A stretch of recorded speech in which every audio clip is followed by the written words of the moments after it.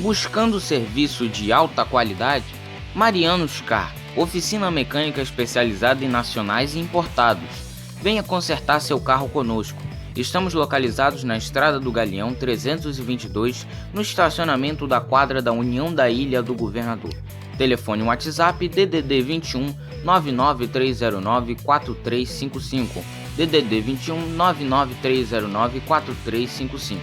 Marianos Car, oficina mecânica de qualidade.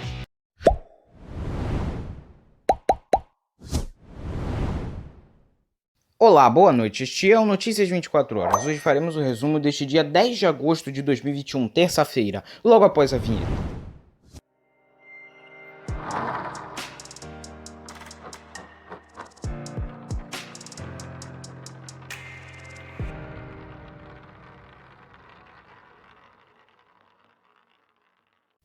Bem, vamos começar o nosso resumo de notícias de hoje, mas já peço para você deixar o seu like, se inscrever no canal, porque ajuda o YouTube a recomendar os nossos vídeos. Ative o sininho das notificações para não perder nenhuma notícia importante e compartilhe esse resumo de notícias para mais pessoas ficarem muito bem informadas. Já vamos começar com o número da Covid. Hoje o Brasil registrou 1.183 mortes por Covid-19 nas últimas 24 horas, totalizando nesta terça-feira 564.890 óbitos desde o início da pandemia. Com isso, a média móvel de morte nos últimos 7 dias chegou a 899. São agora dias seguidos com a média abaixo de 1.000. Em comparação a média de 14 dias atrás, a variação foi de menos 17% e aponta tendência de queda nos números. 2 estados e o Distrito Federal apresentam tendência de alta nas mortes, que são Roraima, Rio Grande do Norte e Distrito Federal. Em casos confirmados desde o começo da pandemia, 20.213.388 brasileiros já tiveram um novo coronavírus, com 35.245 casos confirmados no último dia. A média móvel nos últimos 7 dias foi de 32.474 diagnósticos por dia, e isso representa uma variação de menos 30% em relação aos casos registrados na média de 2 semanas, o que indica a queda também no número de diagnósticos. E bem, só para consertar aqui o que eu tinha feito, já passam já de 10 dias na qual a média já está abaixo de 1.000, né? São 11 dias, consertando, melhor dizendo. Então, para não deixar vocês sem a informação correta, porque me apresentou falhas na hora que eu fui pegar a reportagem. O presidente do Senado e do Congresso Nacional, Rodrigo Pacheco, do Democratas de Minas Gerais, afirmou durante sessão da Casa nesta terça-feira que nada nem ninguém intimidará as prerrogativas dos parlamentares. Pacheco deu a declaração horas após tanques militares desfilarem na esplanada dos ministérios para que as Forças Armadas entregassem ao presidente Jair Bolsonaro um convite para um evento militar. O desfile ocorreu no dia em que a Câmara analisa uma proposta que estabelece o voto impresso no Brasil e, por isso, foi visto por parlamentares como uma tentativa de intimidação. Também nesta terça, o Senado vota texto que revoga a Lei de Segurança Nacional. Abre aspas. Essa manifestação de hoje, o desfile de tanques das Forças Armadas, e que muitos senadores apontaram como algo que seria indevido, inoportuno, um tanto aleatório, devo dizer para aqueles que assim interpretaram que está reafirmando o nosso compromisso com a democracia e absolutamente nada nem ninguém haverá de intimidar as prerrogativas do parlamento, fecha aspas, afirmou o presidente do Senado. Pacheco disse que não interpretar o desfile militar como algo que seja consistente de intimidação ao parlamento. Além disso, o presidente do Congresso afirmou que é necessário afirmar e reafirmar sempre a responsabilidade com a obediência à Constituição Federal. Ainda nessa notícia, o desfile militar organizado pela Marinha esta terça-feira para levar um convite ao presidente Jair Bolsonaro no Palácio do Planalto gerou críticas de parlamentares e partidos políticos. O ato, realizado no mesmo dia em que a Câmara vai votar a proposta do voto impresso, levou veículos blindados de uso militar à Praça dos Três Poderes e foi visto no meio político como uma tentativa de intimidação. O convite é para Bolsonaro assistir um exercício militar que ocorre todos os anos desde 1988 na cidade goiana de Formosa, no entorno de Brasília. Presidentes da República são geralmente convidados, mas organizar um desfile para oficializar o ato é extremamente incomum. O desfile também repercutiu na imprensa internacional, incluindo uma reportagem do britânico The Guardian, do jornal britânico The Guardian, que usou o termo República das Bananas para se referir ao Brasil. Já já a gente vai citar sobre o que os jornais da imprensa internacional citaram sobre esse ato.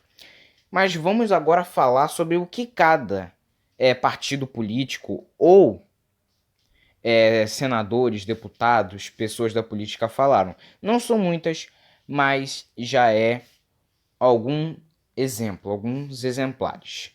Os partidos PSB, PCdoB, PDT, PT, Rede, PSOL, PSTU, Solidariedade e Unidade Popular, em conjunto, partidos políticos, por meio de nota. Abre aspas, em meio às sucessivas declarações golpistas de Bolsonaro e da votação do projeto do voto impresso, nesta mesma terça-feira, com previsão de derrota, o desfile é uma clara tentativa de constrangimento ao Congresso Nacional. É inaceitável ainda que as Forças Armadas permitam que sua imagem seja exposta desta maneira, usada para sugerir o uso de força em apoio à proposta antidemocrática de caráter golpista defendida pelo presidente da República. Fecha aspas, disse os partidos em conjunto numa nota. Eu ainda acrescentaria mais uma palavra, denigrindo, a imagem do próprio exército brasileiro, porque isso não é algo tão comum assim, de tão básico que aconteça toda vez. Já o presidente da CPI da Covid, o Omar Aziz, do PSD do Amazonas, disse, abre aspas, Bolsonaro imagina com isso estar mostrando força, mas na verdade está evidenciando toda a fraqueza de um presidente acuado pelas investigações de corrupção. Não haverá voto impresso, não haverá nenhum tipo de golpe contra a nossa democracia. As instituições com o Congresso à frente não deixarão que isso aconteça. A democracia tem instrumentos para defender a própria democracia contra roubos golpistas. Fecha aspas, disse o presidente da CPI da Covid. E também só para complementar, não é muito porque eu ouvi, mas eu não coloquei aqui propriamente nesta reportagem, mas até mesmo um dos senadores que participam da CPI da Covid, eu até acredito que é o vice-presidente, Randolfo Rodrigues, disse que isso é uma forma não só de intimidar, mas também como desvirtuar, tirar a atenção dos deputados, dos parlamentares e do povo em relação aos casos de corrupção, de compra de vacina, que CPI da Covid está fazendo, que um monte de outras coisas estão fazendo.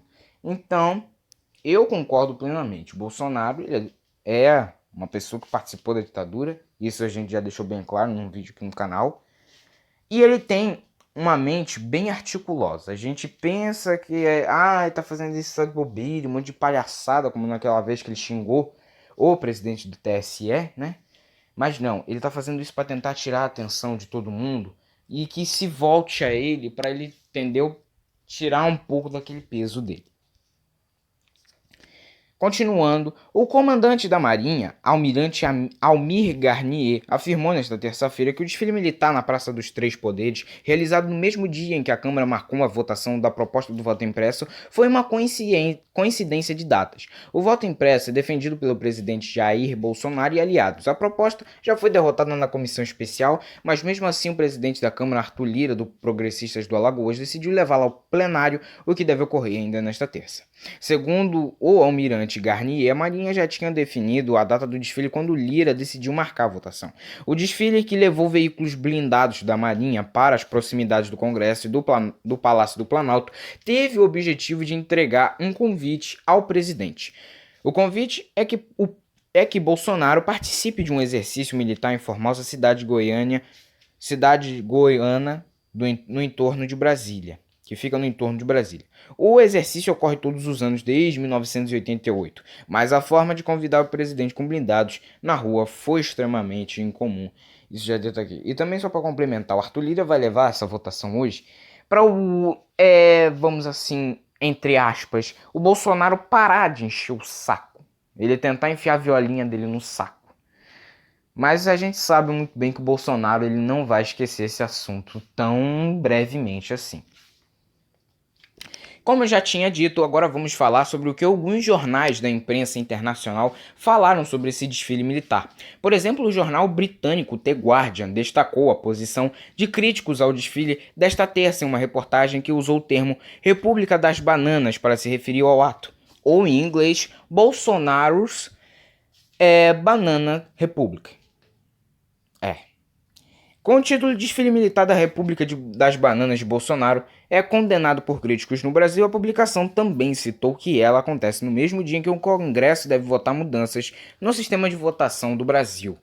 Essa imagem, do próprio jornal The Guardian já está aparecendo aqui durante essa reportagem, caso vocês querem ver. Já o site do jornal argentino Clarín destacou a presença do presidente Jair Bolsonaro no desfile, que foi classificado como intimidatório por opositores. A reportagem cita ainda que o ato foi realizado em meio a um clima de tensão por conta dos reiterados ataques do presidente ao sistema eleitoral do país. Para o alemão Der Tagesspiegel, para o jornal alemão Der Tagesspiegel, o desfile militar foi estranho em uma reportagem intitulada Tanques de Guerra rodam pelo centro da capital brasileira. Perdão, gente, eu não pratiquei muito para falar o nome desse jornal alemão, por isso que deu uma pequena falha durante a eu falar aqui para vocês o nome do jornal estrangeiro. Os outros foram mais fáceis e também de muito mais facilidade para lembrar. No site do jornal francês Le Monde, a publicação diz que o desfile acontece em um momento de plena crise com as instituições judiciárias do Brasil. A reportagem destaca ainda que o evento é um gesto simbólico politicamente calculado em uma tentativa de demonstração de força. Voltando ao nosso Brasil, como o Rio de Janeiro não recebeu uma nova remessa de imunizantes, o prefeito Eduardo Paes escreveu em uma rede social no fim desta tarde de terça que a aplicação da primeira dose de vacinas contra a Covid na capital fluminense está suspensa de novo a partir de amanhã, quarta-feira, dia 11 de agosto. Abre aspas, infelizmente fomos informados que as vacinas previstas para hoje só chegarão nessa madrugada. Isso nos leva a ter que suspender a vacinação da primeira dose no dia de amanhã. Muito provavelmente retornamos na quinta. Em tempo, parte dessas 10 milhões de doses estão lá desde 4/8, fecha aspas, afirmou o prefeito. Como constou na publicação, Paes também se queixou da distribuição feita pelo Ministério da Saúde. Ele disse que a pasta federal tem 10 milhões de doses para serem entregues, mas parte está estocada desde o dia 4 deste mês. Também, segundo o prefeito, muito provavelmente a vacinação com a primeira dose será retomada na quinta, já no dia 12 de agosto, com a chegada e distribuição de mais doses. Na quarta, a prefeitura tinha previsto vacinar jovens de 24 anos, o que obviamente vai ser adiado para depois de amanhã. Em nota, a Secretaria Municipal de Saúde, o SMS do Rio, informou ter esperado até a noite desta terça pelas doses, mas como elas não foram entregues, a pasta se viu mais uma vez obrigada a suspender a aplicação de primeiras doses. O Senado aprovou nesta terça-feira o projeto que revoga a Lei de Segurança Nacional e inclui no Código Penal uma lista de crimes contra a democracia. Os senadores fizeram mudanças pontuais na redação do texto, mas rejeitaram a maior parte das sugestões de alteração substancial. Com isso, o projeto vai à sanção do presidente Jair Bolsonaro. A proposta já foi aprovada pela Câmara e inclui no Código Penal, por exemplo, crimes contra as instituições democráticas, crimes contra o funcionamento das eleições e também crimes contra a cidadania. Entre os crimes estão golpe de Estado, interrupção do processo eleitoral, comunicação enganosa em massa e atentado ao direito de manifestação. Basicamente, tudo que o Bolsonaro está fazendo, né, gente? Tudo que o Bolsonaro está fazendo está incluído dentro desta proposta aprovada pela Câmara, que vai ser incluída ou já está incluída no Código Penal. A Lei de Segurança Nacional é de 1983, período em que o Brasil ainda vivia sob a ditadura militar. Nos últimos meses, a lei tem sido usada contra críticos do presidente Jair Bolsonaro. Óbvio, ele está fazendo todas as ações que estão incluídas nesta proposta, ele está fazendo, né? Então, não tem como. Os parlamentares têm que tomar uma atitude séria enquanto a isso, porque a situação está ficando crítica. Ao longo das pouco mais de 5 horas de depoimento à CPI da Covid nesta terça-feira, o coronel da reserva Elcio Bruno de Almeida recorreu cerca de 50 vezes ao direito de silêncio para não responder a perguntas dos senadores. Mais um, igual aquela mulher lá também, que era da Davat, não quis nem responder se comprometia a falar a verdade ou não. Falou, eu prefiro ficar em silêncio. Jesus, o povo tem o direito, mas abusa demais. O militar da reserva foi questionado sobre o envolvimento com a venda de vacinas contra a Covid-19 ao governo, a relação com uma empresa suspeita de tentar dar um golpe com a venda de vacinas, a propagação de notícias falsas e sobre sua relação com membros do governo que lhe permitiram participar de uma reunião no Ministério da Saúde. Ele obteve um habeas corpus no Supremo Tribunal Federal que garantiu o direito de ficar em silêncio diante de perguntas que poderiam incriminá-lo. Por orientação dos meus advogados, permanecerei em silêncio, repetiu diversas vezes Elcio Bruno aos senadores. Elcio Bruno de Almeida é presidente do Instituto Força Brasil e uma instituição conservadora criada em 2014 e que se define como pró-vida, pró-família, pró-armas e pró-liberdade. Na página que mantém na internet, o Instituto também diz representar uma união de patriotas e oferecer subsídios para o fortalecimento dos movimentos ativistas conservadores. O site não aponta nenhuma vinculação direta do Força Brasil com a área da saúde. O militar da reserva entrou na mira da CPI após ter sido indicado como responsável por abrir as portas do Ministério da Saúde para um encontro com o então secretário executivo do Ministério, Elcio Franco, e 3 supostos intermediários da empresa Davat Medical Supply, que ofertava, em meio à escassez mundial e com sobrepreço, 400 bilhões de doses da vacina AstraZeneca. Já agora, saindo um pouco da política e indo para o futebol, um novo diamante em Paris. Foi assim que o PSG anunciou oficialmente Lionel Messi como novo reforço do clube. O argentino, eleito o melhor jogador do mundo 6 vezes, teve sua contratação confirmada pelos parisienses no fim da tarde desta terça-feira. Meio da noite na França, após uma negociação breve que foi fechada nas últimas horas. O astro chega com um contrato de 2 anos até 2023, renovável por mais um. Abre aspas, estou ansioso para começar um novo capítulo da minha carreira em Paris. O clube e a sua visão estão em perfeita harmonia com as minhas ambições. Conheço os talentosos jogadores e a comissão técnica. Estou determinado a construir junto a eles algo grande para o clube e os torcedores. Não vejo a hora de pisar no gramado do Parque dos Príncipes, declarou Messi em comunicado oficial do PSG. O salário de Messi, de acordo com diversos veículos europeus, rondaria os 35 milhões de euros, mais ou menos 214 milhões de reais, líquidos com bônus incluídos. As altas cifras colocariam o argentino no nível salarial de Neymar, representando o único investimento do PSG na contratação. Uma vez que o craque estava livre para assinar um novo contrato após seu vínculo com o Barcelona expirar em junho. Messi usará a camisa 30 no Paris Saint-Germain. E para terminar nosso resumo de notícias de hoje, uma notícia bem triste. O senador José Serra, do PSDB de São Paulo, divulgou nesta terça-feira que vai se licenciar do cargo pelos próximos 4 meses para tratamento médico. A nota afirma que, após avaliações neurológicas na última semana, ele foi diagnosticado com doença de Parkinson em estágio inicial, o que requer um período de adaptação à medicação. Além disso, o tucano, que está com 79 anos, também vai tratar do seu distúrbio do sono. Abre aspas. O parlamentar encontra-se em bom estado de saúde, mas optou por afastamento para que seu suplente, José Anibal, possa assumir sem deixar a cadeira de senador por São Paulo em vacância durante o período do tratamento experimental. A decisão também evitará eventuais paralisações no andamento dos projetos em favor do país. Fecha aspas, afirma a nota. No dia 22 de junho, o senador esteve internado no Hospital Sírio-Libanês de São Paulo após ser diagnosticado com a Covid-19. Mesmo assintomático, ele cumpriu a quarentena no hospital, que identificou uma pneumonia leve no senador. No dia 6 de julho, ainda no Sírio-Libanês, Serra foi submetido a um cateterismo e a colocação de um estente em uma das artérias do coração e teve alta 4 dias depois.